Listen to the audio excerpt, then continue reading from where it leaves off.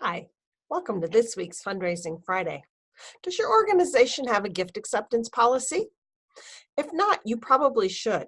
The last couple weeks, we talked about some of the ethics of fundraising, and a gift acceptance policy is a good way to codify before these questions arise what types of gifts your organization will or will not accept. So, what should be in your gift acceptance policy? First of all, it should say what types of gifts you will accept.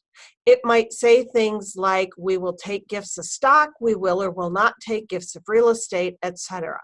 That way, you and your board have had that conversation before a gift arises, and you are less likely to be distracted by all those zeros dangling in front of your eyes that may or may not be a good idea for your organization.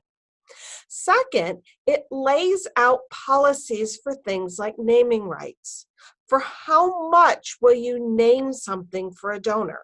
Rule of thumb is that it's 50% of the cost plus a dollar. That way, there can't be a larger donor to that project.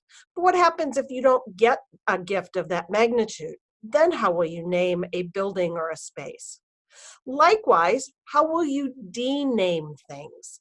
That is, there's been enough scandal in the media lately. What happens if the money you accepted today and named a space after and named a program after comes from an individual who, down the line, you find out isn't quite as clean as you thought? And you may or may not want that person's name associated with your organization.